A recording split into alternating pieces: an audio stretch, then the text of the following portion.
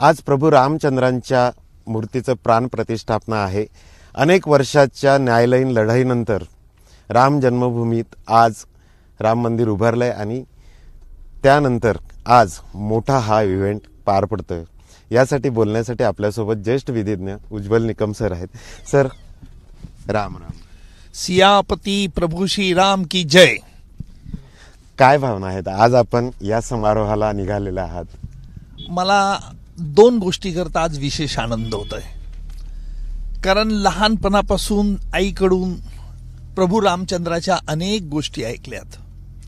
विशेषतः प्रभू रामचंद्रांनी आपल्या वडिलांनी पत्नीला, आईला जे वचन दिलं होतं कैकेयीला, त्या वचनाची पूर्तता करण्याकरता प्रभू रामचंद्रांनी 14 वर्षाचं वनवासात जायला देखील मागे पुढे पाहिलं नाही, राज्य सत्तेचा त्याग केला। अशी त्यागाची मूर्तिमंत उदाहरणं ही आपल्या डोळ्यासमोर, माझ्या डोळ्यासमोर लहानपणापासून आदर्श होती। आज आपल्या देशाचे पंतप्रधान मोदीजी यांच्या हस्ते प्राण प्रतिष्ठा होते, हा विशेष आहे। दुसरी महत्वाची बाब म्हणजे माझा जन्मही हनुमान जयंतीचा।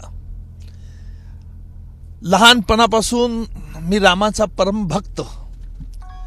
रामाने राक्षसांना कशा रीतीने वध केला, निपात केला, ह्या गोष्टीपासून मला लहानपणापासून प्रेरणा मिळत गेली आणि म्हणून आजपर्यंतच्या माझ्या वकिलीच्या कारकिर्दीत कायम मी गुन्हेगारांच्या विरुद्ध लढलो।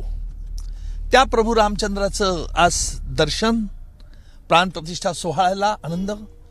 उत्तर प्रदेश सरकारचं मी अभिनंदन करेल की त्यांनी मला विशेष अतिथी म्हणून येथे बोलावण्याचा जो सन्मान दिला, त्याबद्दल योगी आदित्यनाथजी, त्यांचे सर्व सहकारी, आणि थोड्याच वेळात प्राणप्रतिष्ठेचा कार्यक्रम सुरू होणार आहे। आखो देखा हाल मला बघायला मिळणार। सर, राम मंदिर जन्मभूमीची अनेक वर्षाची न्यायालयीन लढाई झाली, कसे आठवतात हे टप्पे? आज काय वाटतं या बाबतीत? त्या आठवणी पुन्हा जर उजाळा द्यायचा म्हटला तर अनेक वाद विवाद, अनेक देहांची आहुती आणि शेवटी सत्याचा विजय होतो।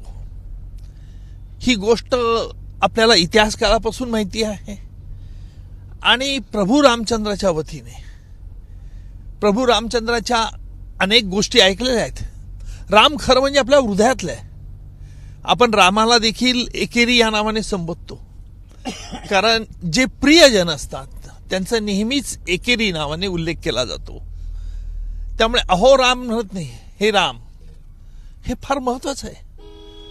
आणि म्हणून सीतेकरता देखील लोकांच्या पुढे आदर्श ठेवणारा असा हा आमचा राम, त्याची प्राणप्रतिष्ठा, न्यायालयाच्या जंजाळात अनेक वर्षे अडकलेला, आणि शेवटी हे सगळ्यांनीच मान्य केलं, न्यायालयाने मान्य केलं आणि जनतेला देखील हे भावलं आहे।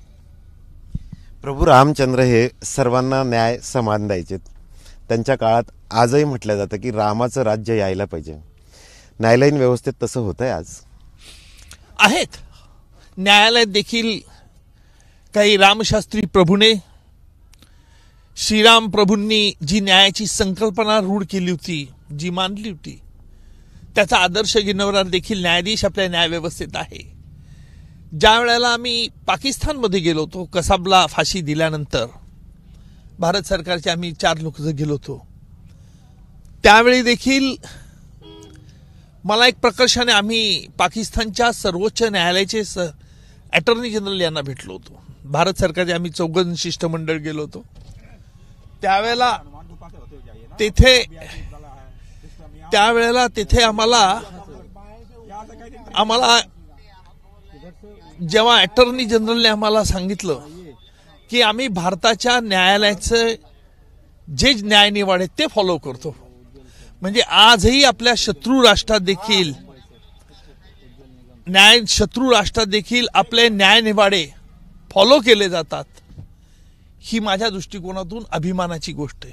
म्हणून श्रीराम हे निधर्मी होते, त्यांनी कुठल्या धर्मात भेद बाळगला नाही। आणि म्हणून प्रभू रामचंद्रांची आज प्रकर्षाने मला ती आठवण येते. 500 वर्षांचा इतिहास आपण बदलताना बघतोय आणि प्रभू रामचंद्र आज अयोध्येत येत आहेत. 500 वर्षांचा हा जो इतिहास आहे यामध्ये खूप मोठे मोठे टप्पे आहेत. हे टप्पे आठवले तर आज कसं वाटतंय? मला आज दिवाळीची आठवण येते. मी अयोध्यात काल आलो संध्याकाळी, तेव्हापासून बघतोय की अयोध्याचं वातावरणच बदलून गेलंय. अतिशय थंडी कुठेही बोचरी नाही, कडाक्याची थंडी आहे. आणि म्हणूनच मी आज स्वेटर न घालता कुठे इथे आलेलो आहे. याला कारण असं आहे की लोकांचा उत्साह आणि आनंद हा रस्त्यावरती प्रदर्शित होत आहे. खूप मोठ्या प्रमाणात आज भाविक शहरात दाखल होण्याची इच्छा आहे. संपूर्ण देशभरात आज दिवाळी साजरी करण्यात येत आहे. कुठेतरी याला टीकेचीही किनार आहे. कसं बघता याच्याकडे? असं आहे, प्रत्येक सकारात्मक कामाला टीका ही असतेच. एबीपी माझा, उघडा डोळे बघा नीट.